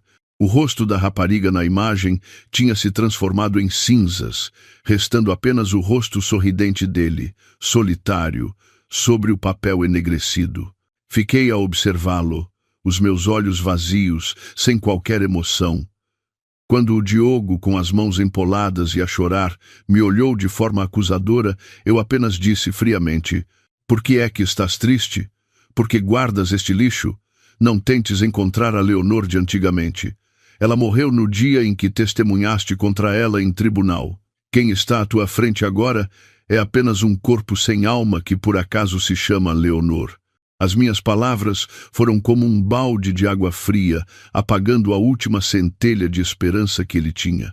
Ajoelhou-se ao lado das cinzas, apertando a fotografia queimada contra o peito e chorou compulsivamente como uma criança perdida. Com as provas irrefutáveis que o Diogo reunira, o fim da Mariana chegou finalmente. Foi acusada de múltiplos crimes: fraude, falsificação de documentos e denúncia caluniosa. No dia em que a polícia a foi prender, o Diogo levou-me a passar de carro pelo condomínio de luxo onde ela vivia. Conduziu muito devagar, baixando o vidro para que eu pudesse ver claramente a cena. A Mariana estava a ser escoltada por 2 polícias para uma viatura celular. As suas mãos brancas, que antes só seguravam copos de vinho, estavam agora presas por algemas frias. Já não tinha o seu ar arrogante e sofisticado. O cabelo estava despenteado, o rosto sem maquilhagem estava pálido e encovado, e vestia apenas um pijama amarrotado. Gritava, debatia-se e insultava todos à sua volta, tentando manter um último resquício de dignidade, mas só se tornava mais patética. Uma multidão de curiosos rodeava-a, a apontar e a filmar, os seus olhares de desprezo exatamente iguais aos que me tinham sido dirigidos 6 anos antes. O Diogo virou-se para mim, o seu olhar a sondar-me, à espera de uma expressão de satisfação ou alegria da minha parte. E então, ela já pagou pelo que fez. «Sentes-te um pouco mais aliviada?» perguntou ele, a sua voz baixa. Observei a Mariana a ser empurrada para o carro celular, a porta de ferro a fechar-se, aprisionando-a no mundo escuro do qual eu acabara de sair. Pensei que ficaria feliz, que me riria da minha inimiga. Mas, estranhamente, o meu coração estava vazio e frio. Esta vingança não me trouxe qualquer sentimento de vitória. Foi apenas um ponto final tardio numa tragédia que se arrastara por demasiado tempo. Encostei a cabeça ao vidro do carro, a observar a chuva fina lá fora, a minha voz leve, mas cheia de amargura. Feliz, o facto de ela ir para a prisão, ou mesmo que morra, não me devolve os meus 6 anos de juventude. As cicatrizes nas minhas costas não desaparecem. A minha avó não ressuscita para jantar comigo. Achas que a prisão dela é um presente para mim? Não. É apenas o castigo que ela merece, e não tem nada a ver com a minha dor. O Diogo ficou em silêncio. As suas mãos a apertarem o volante com tanta força que os nós dos dedos ficaram brancos. Ele percebeu que a justiça podia ser feita, mas as feridas da alma humana, nenhum tribunal as poderia compensar. O carro continuou, deixando para trás o barulho, transportando 2 pessoas com corações gelados em direção ao desconhecido. Naquela noite, uma forte tempestade abateu-se sobre a cidade. O vento uivava pelas frestas das janelas como o lamento de 1000 almas penadas. Relâmpagos rasgavam o céu escuro, iluminando-o com clarões brancos e assustadores. O som dos trovões abalava a vivenda, despertando o monstro do medo que dormia no meu subconsciente. Eu estava encolhida no chão.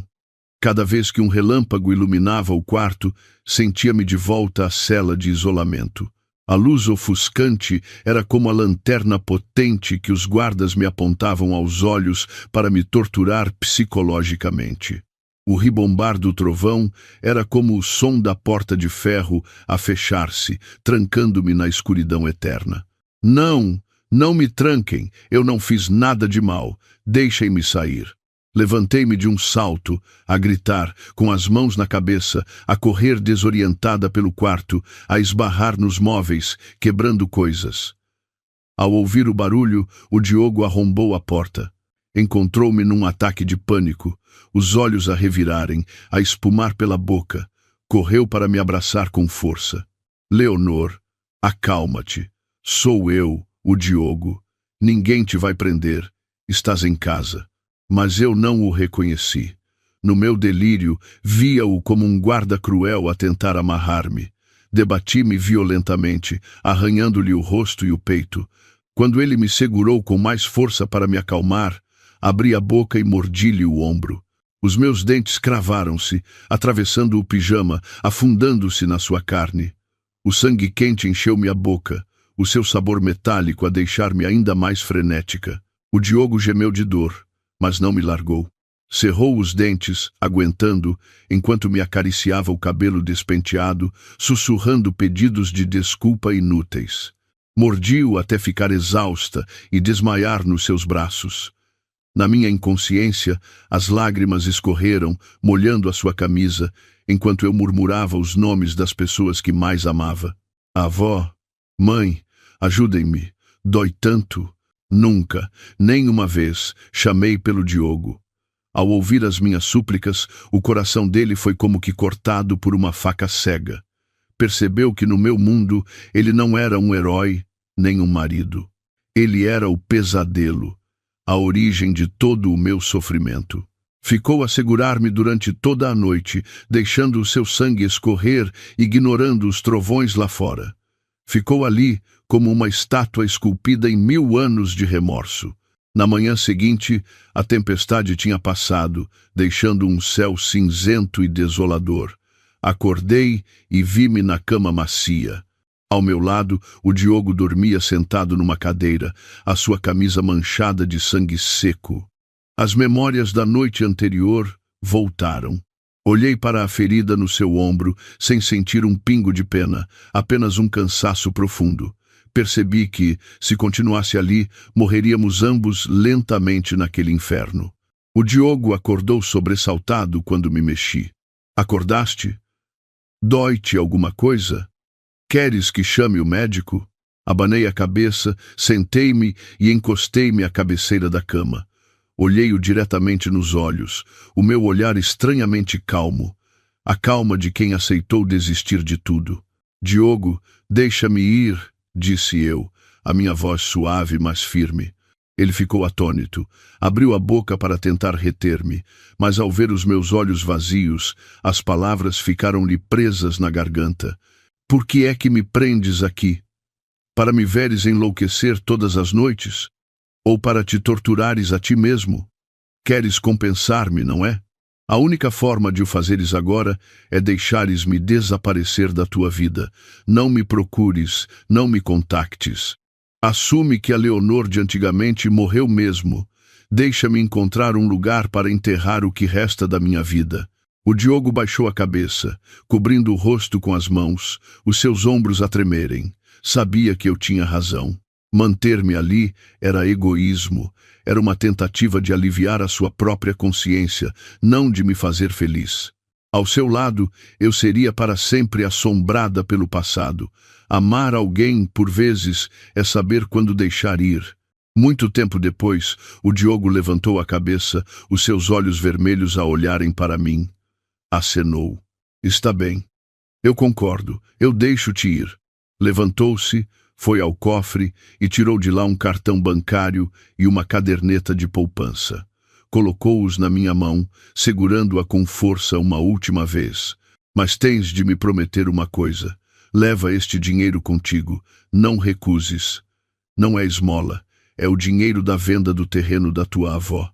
Pega nele para cuidares da tua vida, para eu ter a certeza de que não vais morrer de fome algures. Se não aceitares, não te deixo sair daqui. Olhei para o cartão, com a intenção de o deitar fora, mas ao ver a sua determinação e o seu olhar suplicante, acabei por concordar. Precisava de dinheiro para ir para longe, para fugir daquele lugar. Peguei no cartão, considerando o preço que ele tinha de pagar pelos meus 6 anos de inferno. Está bem, eu aceito. Obrigada, disse eu.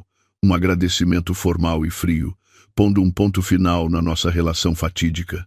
Fui para a cozinha. Pela primeira vez em 6 anos, atei um velho avental à cintura. A cozinha moderna e bem equipada da vivenda, normalmente usada apenas pela dona Amélia, tornou-se estranhamente acolhedora sob a luz amarela. Abri o frigorífico e tirei um pouco de carne, alguns legumes e ovos. Não cozinhei pratos sofisticados, apenas uma refeição simples como as que comíamos no nosso antigo e pequeno apartamento alugado.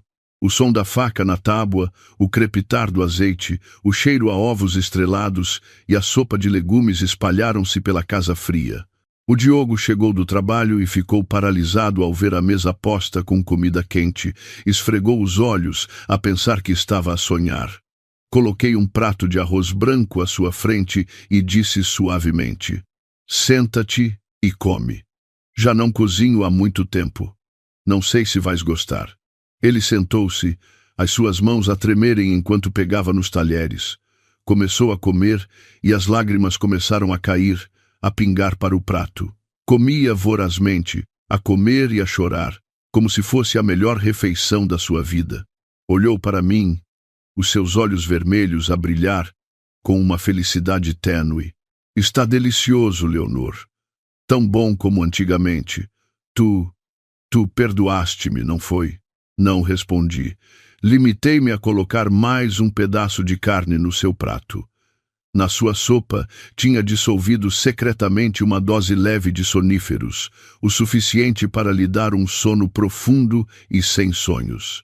Observei-o a comer, a pensar para comigo: "Come, Diogo, come bem para teres forças para enfrentar a solidão que se avizinha." O jantar terminou num silêncio estranhamente pacífico. O Diogo pousou os talheres, o sono a apoderar-se dele rapidamente. Deixou a cabeça cair sobre a mesa, os seus olhos a fecharem-se, um sorriso de contentamento ainda nos lábios. Ajudei-o a ir para o quarto, deitei-o na cama e cobri-o com cuidado. Fiquei a observar o seu rosto adormecido por um longo momento, um rosto que envelhecera muito mais do que a minha memória guardava. Voltei para o meu quarto e fiz a minha mala. Não levei nada do que o Diogo me comprara. Os vestidos caros, as joias brilhantes, tudo ficou para trás. Na minha velha mala de pano, pus apenas algumas roupas desbotadas, o urso de peluche remendado e o cartão do banco que prometera aceitar. Deixei as chaves de casa e um bilhete na penteadeira. Nele, escrevi cuidadosamente as minhas últimas palavras. "Obrigada por esta refeição. Estamos quites. Adeus para sempre. Peguei na mala e saí silenciosamente, misturando-me na noite, deixando para trás um passado de dor. A luz da manhã atravessou as cortinas, atingindo os olhos do Diogo e fazendo-o acordar.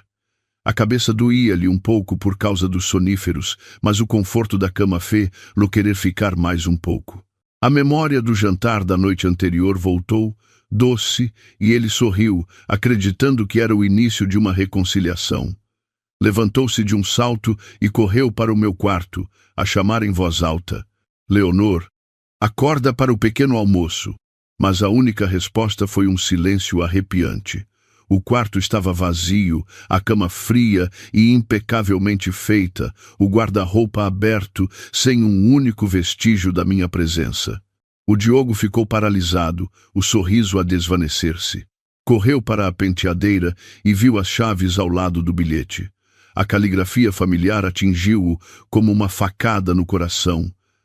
Adeus para sempre. Não! Não pode ser!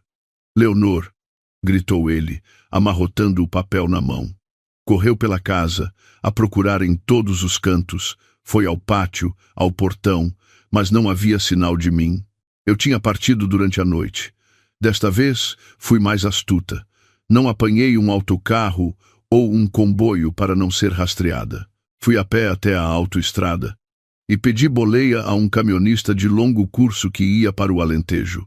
Deitei fora o meu antigo telemóvel, comprei um cartão pré-pago e cortei todas as ligações com o meu mundo antigo. Evaporei-me no meio da multidão. O Diogo procurou-me freneticamente. Contratou os melhores detetives privados, ofereceu uma fortuna a quem encontrasse o meu paradeiro. Revolveu a cidade inteira, virou cada pedra, analisou cada câmara de segurança, mas foi em vão. Eu tinha preparado esta fuga demasiado bem, com a experiência de sobrevivência de quem já esteve encurralada. Nos dias que se seguiram, a vivenda tornou-se sombria como um túmulo. O Diogo negligenciou a empresa, fechou-se no meu quarto, a abraçar a almofada que ainda tinha o meu cheiro, a beber. Bebia até cair, partia coisas, gritava o meu nome em desespero. Arrependia-se de me ter deixado ir. Arrependia-se de ter acreditado no chamado perdão. Só agora sentia o preço da sua crueldade, a solidão eterna, a saudade a consumir-lhe a alma a cada minuto. Depois de 3 dias e 3 noites aos solavancos, num caminhão que cheirava a gasóleo e a pó, cheguei a uma pequena aldeia no coração do Alentejo. Aqui, a planície dourada pintava tudo de tons quentes. O ar era puro e fresco, completamente diferente da atmosfera sufocante da cidade. Aluguei uma pequena casa caiada de branco no meio de um vasto olival e comecei uma nova vida com um nome falso de Matilde. Fui trabalhar como jornaleira nas quintas. O trabalho era duro, de sol a sol. As minhas mãos, já calosas, ficaram ainda mais ásperas por causa da terra e dos ramos. Mas, em troca, encontrei paz no trabalho. Aqui, ninguém conhecia o meu passado. Ninguém me olhava com desprezo ou pena. Os camponeses simples só queriam saber quantas azeitonas eu apanhava por dia e falavam comigo sobre as suas vidas modestas. Numa tarde de chuva, encontrei um cão rafeiro abandonado à beira da estrada, encharcado e a tremer. Levei-o para casa e chamei-lhe Liberdade. A partir daí, a minha pequena casa tornou-se menos solitária. O Liberdade seguia-me para todo o lado. Deitava-se aos meus pés quando eu estava a cozer e ladrava sempre que um estranho se aproximava. Pela primeira vez em 6 longos anos, consegui dormir uma noite inteira sem pesadelos. O som do vento a assobiar pelas folhas, o canto dos grilos, o cheiro à terra molhada, tudo me embalava num sono tranquilo. Já não tinha pesadelos com espancamentos, já não via o rosto ensanguentado da Mariana ou o olhar desesperado do Diogo. A dor no meu coração ainda lá estava, como uma longa cicatriz, que por vezes doía com a mudança do tempo, mas já não sangrava. Aprendi a aceitá-la como parte da minha vida, a viver mais devagar, a respirar mais fundo e a sentir a vida a renascer em cada célula do meu corpo. 2 anos passaram. O tempo, como um rio, levou muitas coisas, mas aprofundou as feridas da alma. O Diogo recuperou gradualmente, voltou a dirigir o grupo, tornando-o ainda maior e mais forte. Mas ele mudara completamente. Tornou-se frio, austero, o sorriso desaparecera para sempre dos seus lábios. Trabalhava como uma máquina, ignorando as mulheres que o rodeavam, vivendo uma vida solitária na sua vasta vivenda. O Diogo usou a maior parte dos seus lucros pessoais para criar uma fundação de apoio jurídico gratuito, dedicada a ajudar mulheres em situações vulneráveis, mulheres que, como eu, tinham sido condenadas injustamente. Fazia-o em silêncio, sem alarde, sem precisar dos elogios da imprensa. Cada vez que ajudava alguém a provar a sua inocência, sentia o seu coração um pouco mais leve, como se estivesse, à distância, a redimir-se do seu erro para comigo. Quanto a Dona Júlia, sobreviveu ao AVC, mas ficou com metade do corpo paralisada, presa a uma cadeira de rodas e incapaz de falar. O Diogo levou-a para casa para cuidar dela, contratou enfermeiros, deu-lhe os melhores medicamentos.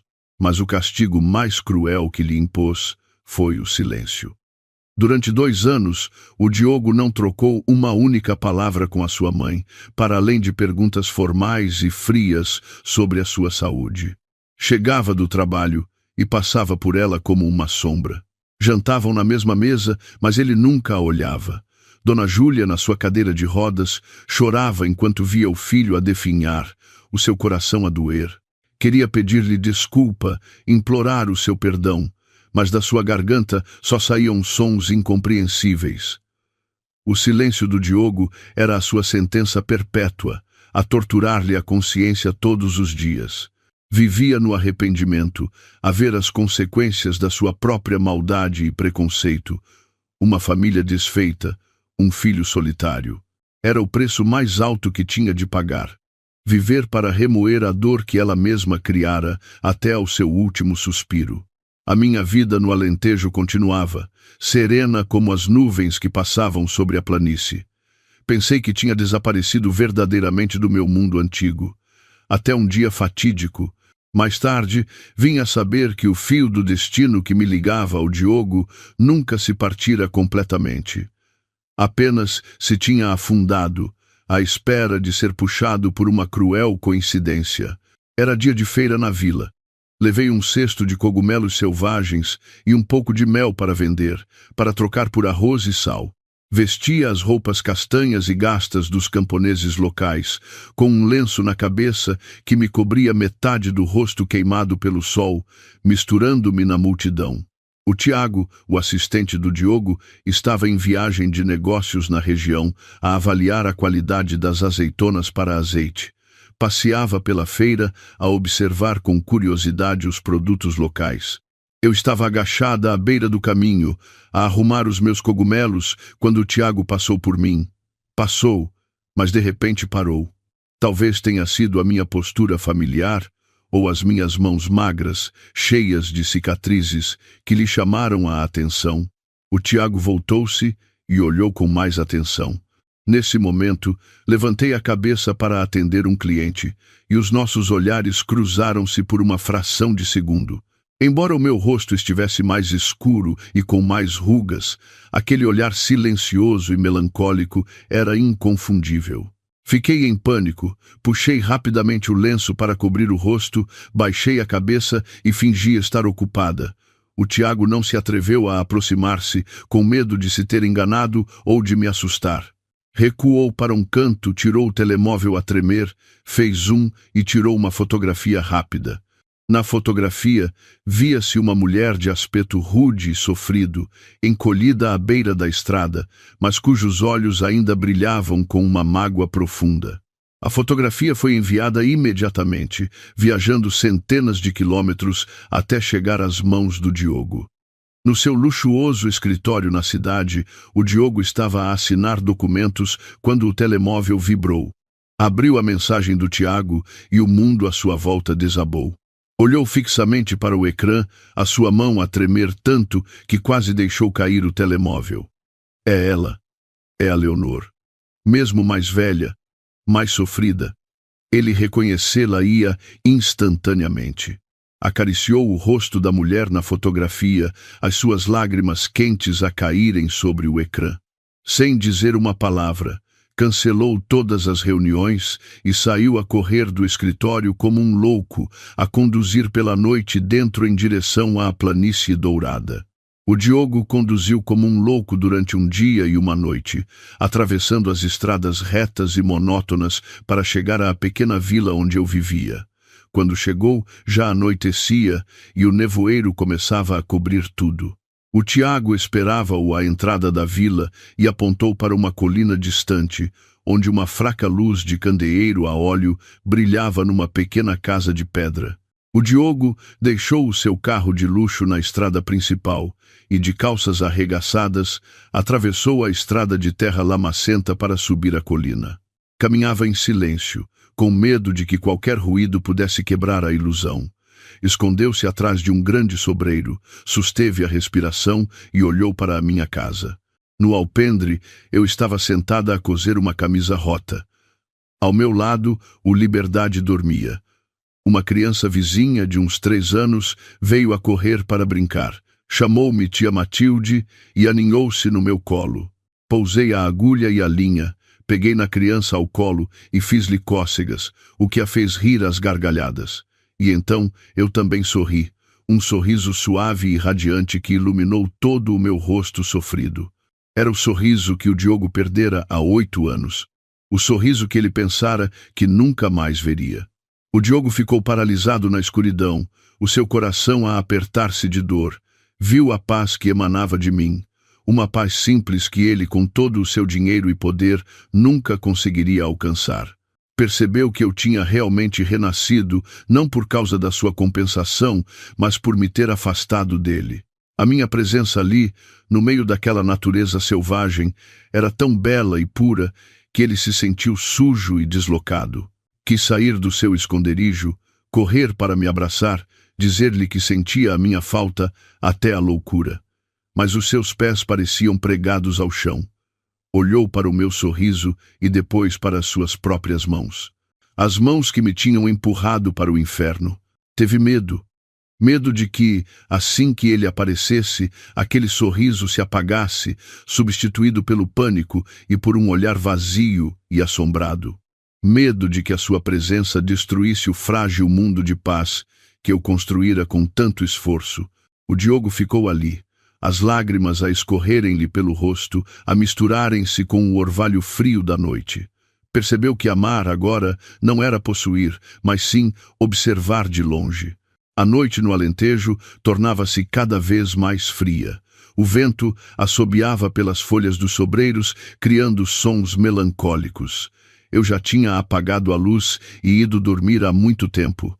A casa de pedra mergulhara num silêncio profundo. Mas lá fora, debaixo do grande sobreiro, o Diogo continuava de pé, como uma estátua de pedra. Não se atrevia a aproximar-se, mas também não conseguia ir embora. Queria apenas estar perto de mim mais um pouco, respirar o mesmo ar que eu. Acendeu um cigarro, mas apagou-o imediatamente, com medo de que o fumo entrasse em casa e me acordasse. Lembrou-se das minhas palavras antes de eu partir. Deixa-me ir. Não me procures. Assume que eu morri. Aquelas palavras ecoavam agora nos seus ouvidos como uma sentença perpétua. Ele, que pensara ter o poder de corrigir todos os seus erros, percebia agora, com amargura, a sua impotência perante a minha paz. Ele era a tempestade, e eu só podia encontrar a calma quando a tempestade se dissipasse. O Diogo ficou ali a noite toda, deixando que o frio lhe encharcasse a roupa, deixando que os insetos lhe picassem as mãos e os pés. Olhava para a minha casa como se quisesse gravar cada detalhe na sua memória. Quando os galos cantaram de madrugada e o horizonte a leste começou a clarear, soube que tinha de ir embora. Não podia deixar que eu o encontrasse ali, não queria remexer na lama do passado. Voltou ao carro e tirou de lá um vaso de orquídeas selvagens que comprara na feira da vila na tarde anterior. Era a espécie que eu tanto gostava, mas que nunca tínhamos podido comprar por ser demasiado cara. Aproximou-se sorrateiramente da minha porta e pousou o vaso no degrau de pedra. Olhou uma última vez para a porta de madeira fechada. Levantou a mão para bater, mas depois deixou-a cair. "Fica bem!" Leonor sussurrou ele ao vento, a sua voz embargada e partida. O Diogo virou-se e desceu a colina rapidamente, sem se atrever a olhar para trás. Tinha medo de que, se hesitasse por um segundo, não teria coragem para me deixar ir. Os seus passos deixaram pegadas profundas na terra úmida, como as cicatrizes no seu coração que nunca sarariam. O carro partiu, deixando a pequena vila para trás, enquanto o nevoeiro ainda não se dissipara, levando consigo um homem cujo coração ficara para sempre naquela planície. De manhã cedo, o canto dos pássaros acordou-me. Abri a porta, espreguicei-me e respirei o ar puro da manhã. De repente, o meu olhar fixou-se no degrau da porta. Um vaso de orquídeas selvagens, em plena floração. As suas pétalas roxas tremiam ao vento como se me estivessem a dar as boas-vindas. Fiquei paralisada a olhar em volta. Não havia ninguém, apenas a estrada de terra vazia que descia a colina. Mas então vi as pegadas na terra úmida, pegadas de sapatos de homem, grandes e profundas. Sapatos caros que ninguém na aldeia usava. Segui as pegadas até ao grande sobreiro e vi as beatas de cigarro e um pedaço de relva pisada. O meu coração deu um salto.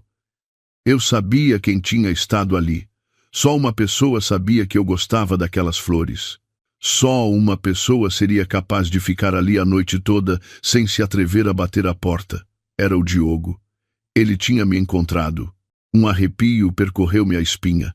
Pensei em correr para dentro, trancar a porta, fazer as malas e fugir outra vez. Mas depois, parei. Olhei para o vaso de orquídeas e para as pegadas que se afastavam em direção à estrada principal. Ele esteve aqui. Ele viu-me, mas não me incomodou. Escolheu partir em silêncio, deixando-me a paz que eu tanto desejava. Isso significava que ele tinha realmente compreendido, que tinha realmente aprendido a deixar-me ir. Soltei um suspiro de alívio. A pedra pesada que carregava no meu coração há tanto tempo pareceu, de repente, desaparecer. Não o segui, não o amaldiçoei. Baixei-me e peguei no vaso de orquídeas. As pétalas suaves tocaram-me na mão, frescas. Levei o vaso para dentro e coloquei-o no parapeito da janela, onde apanhava mais sol. O vento da planície soprava, trazendo o cheiro da terra e das plantas. Preparei um chá quente, sentei-me à janela e observei as nuvens brancas a flutuarem lentamente sobre o horizonte dourado. Ao longe, o som de um sino de uma capela ecoava, solene e sereno. O passado tinha ficado verdadeiramente para trás. Eu não perdoava o Diogo, porque há feridas que nunca se apagam, mas também já não alimentava o ódio. O ódio só me cansava e envelhecia. Agora, eu só queria viver o presente, viver os dias de paz pelos quais paguei com sangue e lágrimas. Bebi um gole de chá. O sabor amargo na ponta da língua transformou-se num sabor doce na garganta. A vida é como esta chávena de chá, pensei. É preciso passar pela amargura mais profunda para se poder apreciar a doçura da paz. Sorri, um sorriso leve e sereno. Em algum lugar muito distante, o carro do Diogo estaria provavelmente a caminho da cidade. Quanto a mim, eu ficaria aqui, a continuar a vida de Matilde, uma vida livre e tranquila.